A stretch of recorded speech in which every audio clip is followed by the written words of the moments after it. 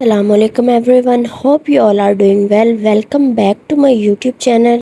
मैं हूं सबा उस्मान और आज मैं आप लोगों के साथ शेयर करूंगी सीख कबाब, कोफ्ते और चपली कबाब बनाने की रेसिपी एक ही वीडियो में।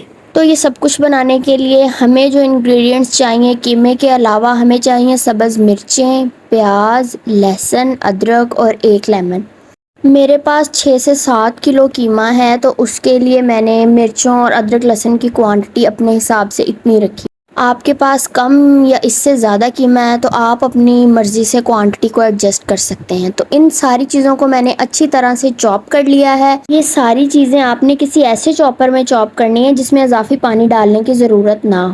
तो चलें जी, रेसिपी शुरू करते हैं। बिस्मिल्लाहिर्रहमानिर्रहीम। यहाँ पर जो मैंने कीमा लिया है उसके अंदर तकरीबन 40 से 50% चर्बी है। अगर कीमे के अंदर 50% फैट हो तो वो खुद ब खुद जुट जाता है। इसके अंदर इजाफी खसखस या बेसन डालने की ज़रूरत नहीं पड़ती, जिससे कि टेस्ट में भी काफ़ी फ़र्क आ जाता है। अब हम कीमे को एक बड़े बर्तन के अंदर डाल लेंगे ताकि सारे इंग्रेडिएंट्स को मिक्स करना आसान हो जाए।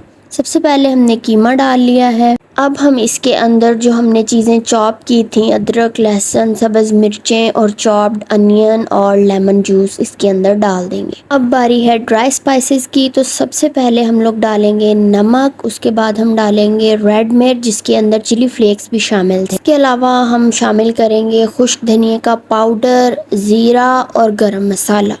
ये सारी चीज़ें डाल के हमने इसको बहुत अच्छी तरह से मिक्स करना है। मैं तो इसको इस तरह मिक्स करती हूँ जिस तरह हम लोग आटा गूंदते हैं, मतलब गूंदने के स्टाइल, ताकि हर चीज़ इसके अंदर अच्छी तरह से मिक्स होकर यकजान हो जाए। अब मैं इसके अंदर डालूंगी सिर्फ 2 से 3 चम्मच बेसन के, ताकि कबाब, कोफ्ते या चपली कबाब खुलने की गुंजाइश ही ना रहे।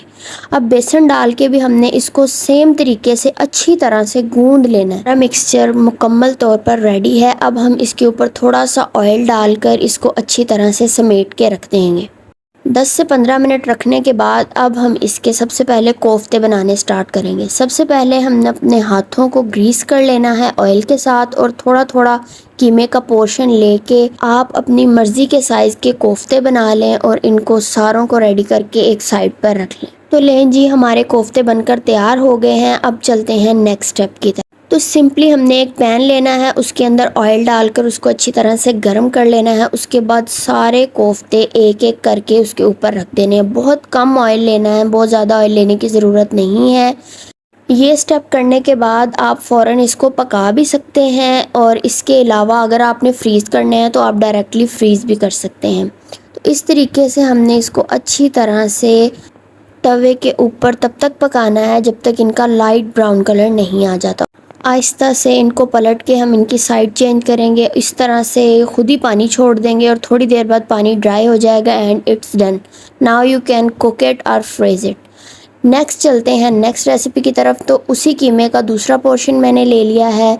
आप चाहें तो इसके अंदर सीख कबाब मसाला भी डाल सकते हैं, लेकिन मुझे ज़रूरत नहीं लग रही थी क्योंकि मैंने ऑलरेडी जो घर के मसाले थे वो डाल लिए। अब इनको मैं थोड़ा थोड़ा गीला हाथ करके सीखों के ऊपर इस तरह से लगा रही हूँ और ये बहुत आसानी से लग रहा था। मुझे बहुत ज़्यादा मेहनत करने की ज़रूरत नहीं पड़ रही थी। तो इसी तरह मैंने एक ही दफ़ा 6-7 सीखों पर लगा के रख लिया था। नेक्स्ट, इनको फ्राई करने से पहले एक और स्टेप है जो करना बहुत ज़रूरी है, जिससे ये बिल्कुल ज्वाइन हो जाते हैं और बिल्कुल नहीं टूटते।